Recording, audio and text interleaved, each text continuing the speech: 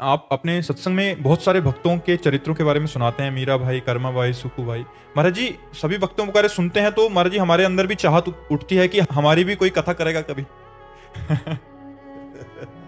हे भगवान, ये देहाभिमान पिंड नहीं छोड़। तो महाराज जी कभी लोग हमारी भी बातें करें कि कितनी बड़ी भक्ता थी। अरे ऐसी बात मांगो कि कभी इन भक्तों के चरित्र श्रवण से मेरे भी हृदय में भक्ति जगे और मैं भगवान के लिए रोऊं, इन भक्तों के आचरण अपने जीवन में धारण करूं, भगवान के प्रति समर्पण करूं जैसा इन भक्तों का समर्पण है। क्या कभी किंचन मात्र मेरा भी प्रभु के प्रति समर्पण होगा?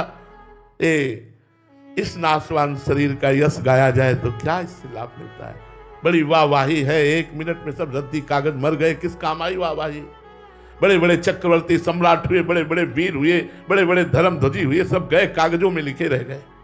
ये काहे को मलिन वासना धारण करती हो? निर्मल वासना धारण करो। कभी क्या इन भक्तों की कृपा से मैं भी भगवान के भक्तों की श्रेणी में आऊंगी? कभी भगवान मुझे अपना मानेंगे?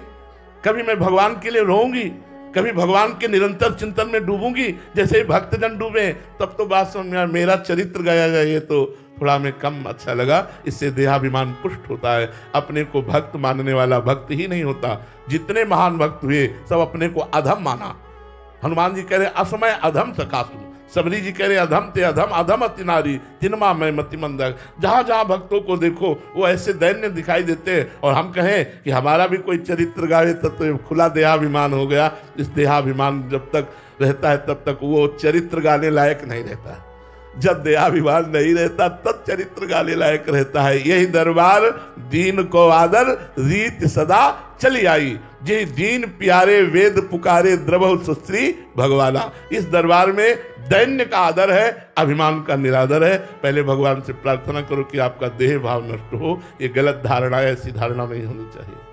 माता दीन जी जयपुर से। राधे राधे महाराज जी। महाराज जी, श्रद्धेय स्वामी श्री राम सुखदास जी महाराज जी के गीता ज्ञान एवं आपके प्रभाव से राम नाम जप की लगन लगी है। महाराज जी, एक चौपाई आती है कि आपो त्याग जगत में बैठे नहीं किसी से काम, उनमें तो कछु अंतर नाही संत कहो चाहे राम। महाराज जी, इस पर मार्गदर्शन चाहिए था। देहाभिमान का त्याग हो गया है, देह भाव गलित हो गया है। किंचन मात्र भी कर्ता भोक्ता भाव नहीं रह गया।